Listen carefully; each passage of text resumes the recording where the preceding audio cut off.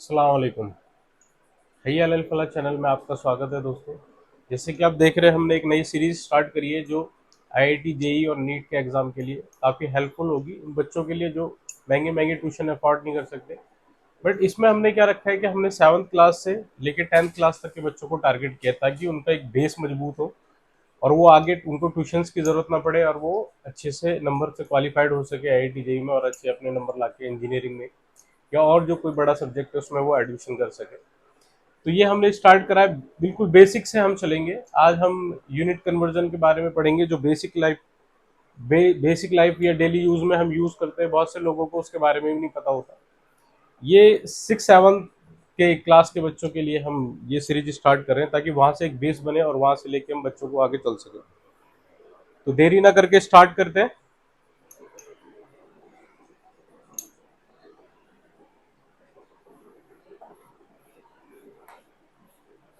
Unit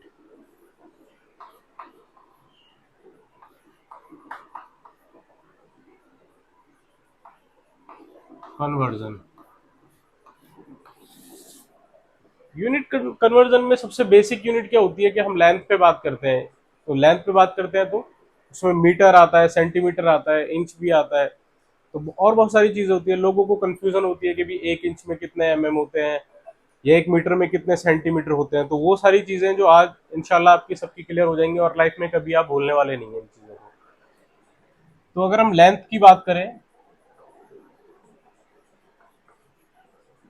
length में metre होता है।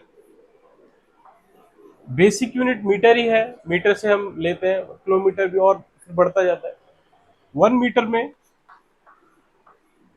100 सेंटीमीटर होते हैं, या इसको हम इस तरीके से भी लिखते हैं 10⁻²सेंटीमीटर। इस तरीके से भी हम इसको लिख सकते हैं। आपने देखा होगा कि भी बच्चों को स्केल मिलता है, एक सेंटीमीटर स्केल बोलते हैं उसको। उस पर कुछ डिजिट्स पड़ी रहती हैं इस तरह की,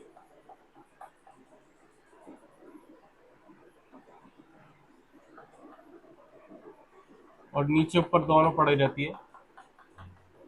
तो ये मोस्टली 15 सेंटीमीटर होता है और ये 1, तो 1 to 15 सेंटीमीटर ये सेंटीमीटर का स्केल होता है और नीचे इंच का स्केल होता है। ये 1 to 6 की रीडिंग होती है। तो इसमें इसमें भी बच्चे बहुत ज्यादा कंफ्यूज होते हैं। तो इसमें ही ये आपको बताया जा रहा है कि भी 1 मीटर में 100 सेंटीमीटर या 10⁻²सेंटीमीटर। इस पे हम कुछ क्वेश्चन भी कर लेंगे ताकि और चीजें क्लियर हो जाए। और 1 मीटर में आपके 1000 होते हैं, यानी 10⁻³ इसको इस तरीके से लिखा जा सकता है, 10⁻³ या 1000 तो इसके अकॉर्डिंग 1 सेंटीमीटर में 10 हो गए। तो 1 मीटर में 100 सेंटीमीटर या 10⁻² सेंटीमीटर, और 1 मीटर में 1000 या 10⁻³ तो ये बिल्कुल बेसिक यूनिट है। इन्हीं तीनों के अकॉर्डिंग पूरा चलता है, पूरी लाइफ में सारी चीजें पूछी जाती है। और 1 सेंटीमीटर में 10 एक और होता है 1 इंच। इंच होता है 1 इंच में 25.4 ये होता है 1 इंच में 25.4 और अगर इसको सेंटीमीटर में करना है तो 2.54 सेंटीमीटर। क्योंकि आपको पता है कि 1 सेंटीमीटर में 10 होते हैं, तो उसी को मल्टीप्लाई करके ये हमने कर दिया है। तो ये हमारे बेसिकली लेंथ के यूनिट्स होते हैं। मेन यूनिट्स यही है। फिर फुट भी होता है। 1 फुट इक्वल टू, ये तो 12 इंचज होगा सिंपली। एक्चुअली ये कन्वर्जन है, ये अलग से कोई सिस्टम होता है और ये अलग से एक सिस्टम होता है, दो सिस्टम इसमें चलते हैं। पर आप जनरली ये समझे कि भी 1 फुट में 12 इंच होते हैं या 30 सेंटीमीटर होते हैं। ये इतना हो गया। और अगर हम हायर पे जाएंगे और हम किलोमीटर की बात करेंगे कि भी हम डेली लाइफ में चलते हैं कि भी हम 20 किलोमीटर गए या 30 किलोमीटर गए, तो कैसे पता लगेगा वो कितना डिस्टेंस हम ट्रैवल कर रहे हैं। तो वो मीटर के अकॉर्डिंग हमें पता लगेगा। इसको इधर आप कर सकते हैं कि भी 1 किलोमीटर में, 1 किलोमीटर, किलोमीटर को केएम से डिनोट करते हैं। 1000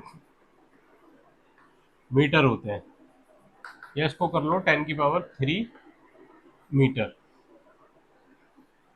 तो ये हमारे कुछ लेंथ के यूनिट हैं जो यूनिट कन्वर्जन है, इसके ऊपर हम कुछ क्वेश्चन कर लेते हैं।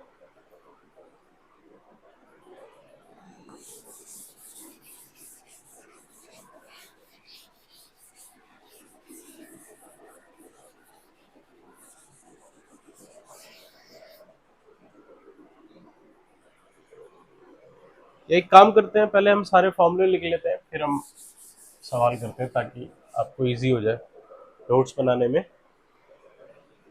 उसके बाद हमारे पास एरिया है। एरिया के कुछ बेसिक फॉर्मूले होते हैं, बट हम फॉर्मूले पे नहीं जाएंगे। हम कभी कभी आता है यूनिट कन्वर्जन। एरिया हमेशा कोई भी यूनिट होगी, जैसे स्क्वायर में आता है, मीटर स्क्वायर, सेंटीमीटर स्क्वायर या स्क्वायर, तो कभी भी एरिया आएगा स्क्वायर में। सपोज करेंगे भी हमारे पास 1 मीटर की वैल्यू है, तो 1 मीटर में इक्वल टू 10⁴ सेंटीमीटर स्क्वायर होता है। 1 metre equal to 10⁶ square.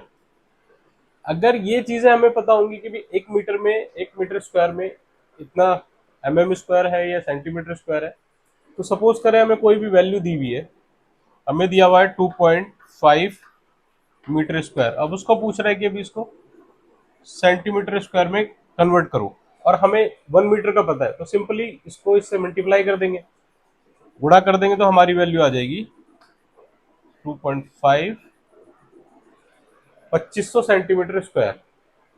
Simple है, अगर हमें ये कन्वर्जन पता होगा कि भी 1 मीटर स्क्वायर में कितने सेंटीमीटर स्क्वायर होते हैं, तो हम किसी भी वैल्यू को इजीली फाइंड कर सकते हैं। देखो 2.5 मीटर स्क्वायर को हमने इजीली कन्वर्ट कर दिया, वैसे ही हम में भी कन्वर्ट कर सकते हैं।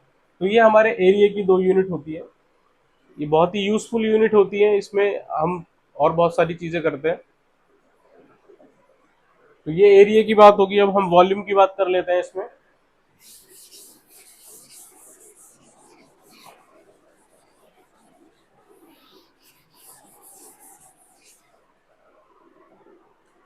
वॉल्यूम में भी सिंपल है, सेम फॉर्मूला है।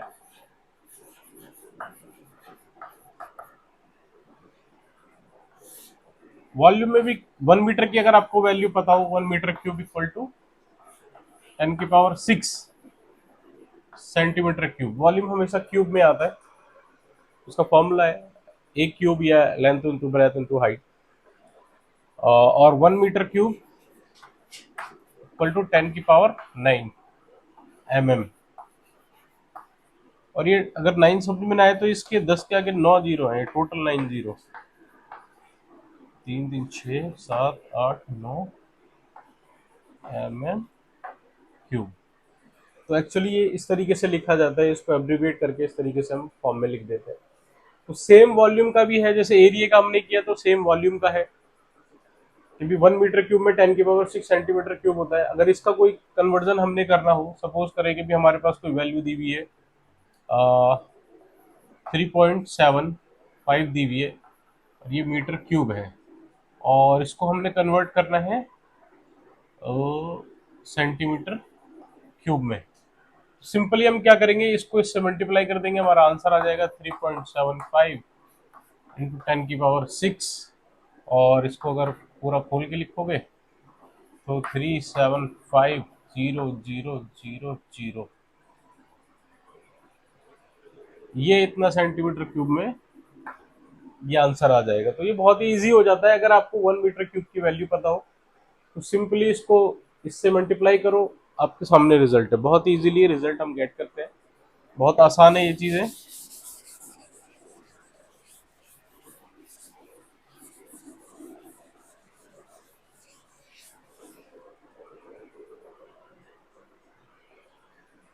और वॉल्यूम के बाद हम बात कर लेते हैं, हमारे पास टेम्परेचर होता है। जनरली हम टेम्परेचर की भी बात करते हैं,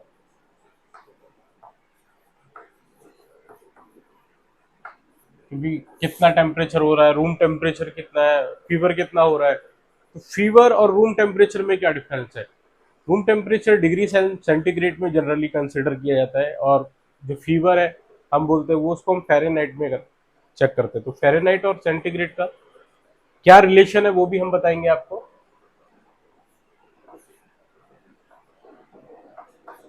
ये 0 डिग्री, 0 डिग्री पे 32 डिग्री फ़ारेनहाइट होता है।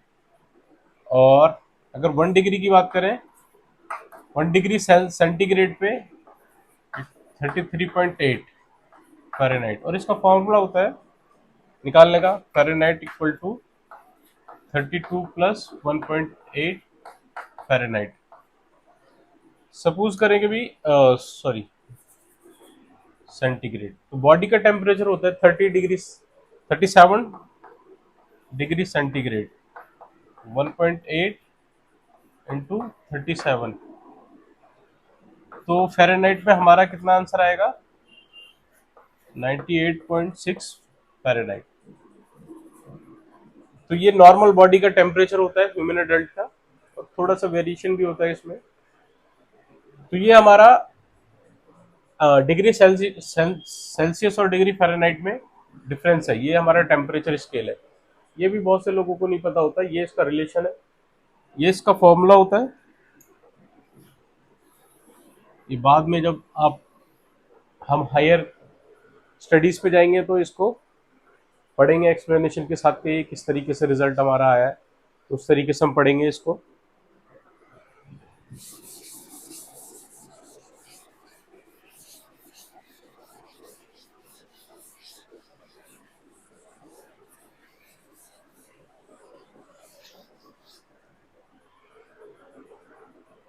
उसके बाद जनरली आपने देखा होगा कि घर में लाइट जलती है, कोई कहता है बल्ब इतने वाट का है, 50 वाट का है, 10 वाट का है, 20 वाट का है।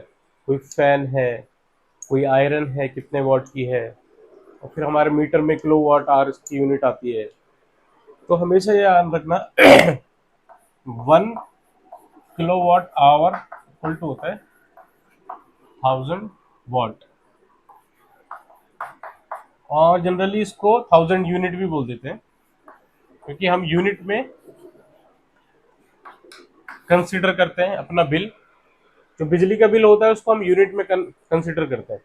तो ये 1 किलोवाट कब हम बोलेंगे कि ये 1 किलोवाट या 100 वाट हो गया, अगर कोई चीज है, मान लीजिए हमारे घर में बल्ब है, वो 100 वाट का है। अगर 100 वाट का कोई बल्ब है,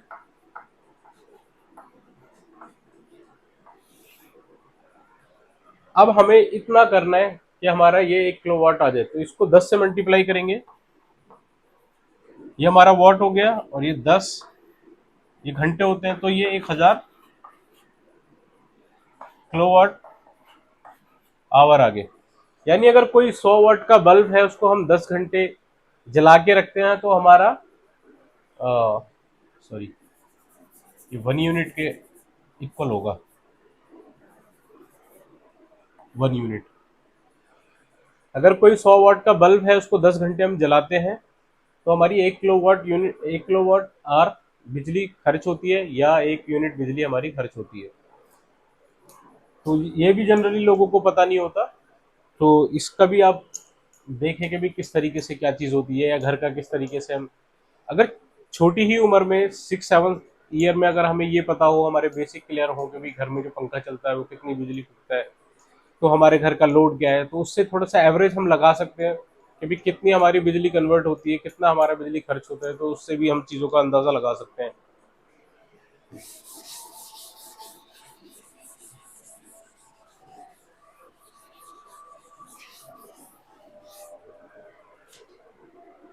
तो ये बहुत सारी चीज़ें हैं जो कि देखने वाली हैं, जो कि समझने वाली हैं। और एक लास्ट टॉपिक और मैं आपको बता दूं, यूनिट कन्वर्जन में हमारा एक वेट होता है।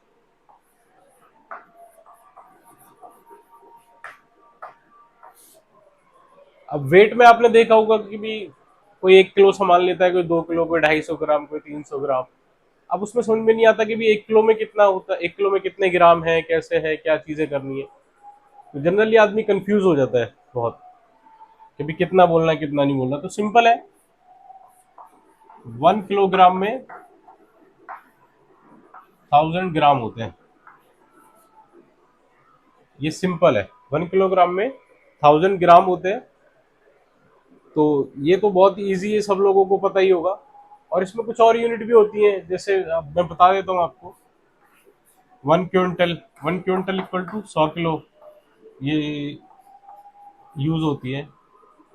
एक 1 टन होता है, 1 टन इक्वल टू 1000 kg, ये इसकी बेसिक यूनिट होती है। अगर ये सब चीजें पता होंगी, ये क्यू है क्विंटल, अगर ये हमें पता होगा कि भी 1 किलो में 1000 ग्राम होते हैं, 1 क्विंटल में 100 किलो होते हैं, या 1 टन में 1000 किलो होते हैं, तो हम इजीली बहुत चीज़ों को फाइंड कर सकते हैं। इजीली हम कैलकुलेट कर सकते हैं। सपोज करें कि भी यहाँ पे कोई हमें क्वेश्चन दिया हो कि भी 3.57 kg में कितने ग्राम होते हैं, हाउ मेनी ग्राम्स। तो सिंपली अगर हमें पता होगा कि भी इतना होता है, तो हम सिंपली इसको मल्टीप्लाई कर देंगे, क्या आंसर आ जाएगा हमारा, 3570 ग्राम। तो इतनी इजी कैलकुलेशन हो जाती है, इसको टफ करने की जरूरत नहीं होती। इसको 10 की पावर 3 ग्राम भी लिख सकते हैं, इसी 10 की पावर 2 ग्राम 2 kg, और इसको 10 की पावर 3 kg भी हम लिख सकते हैं। तो इससे हमारी कैलकुलेशन कितनी इजी हो जाती है, ये चीजें देखने वाली होती है। इसमें एक जनरली हमारे यहाँ तो नहीं, इंडिया में तो यूज नहीं होता, बट स्टैंडर्ड लेवल पे वो चीजें यूज होती है, अमेरिका में या यूरोप में। एक पाउंड का यूज होता है, 1 पाउंड इक्वल टू, एल भी लिखते हैं पाउंड को, 4, जनरली इसकी ये यूनिट होती है, 453 ग्राम के समथिंग होता है 1 पाउंड में। तो ये भी आप इजीली कैलकुलेट कर सकते हो कोई भी चीज।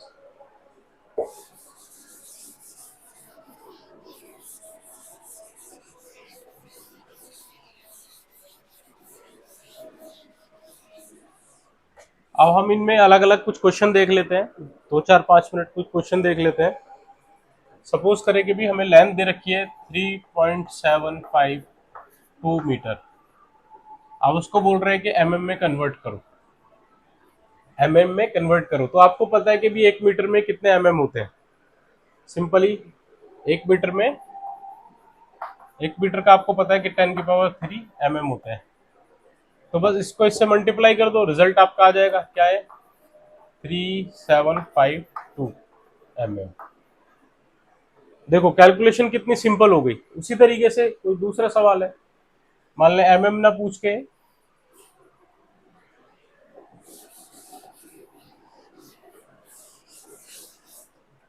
एमएम नहीं पूछ के वो आपसे पूछ रहा है कि भाई 45.732 मीटर को सेंटीमीटर में कन्वर्ट करो। सेंटीमीटर का आपको पता है कि 10 की पावर 2 होते हैं, मल्टीप्लाई कर दो, 4573.2 सेंटीमीटर।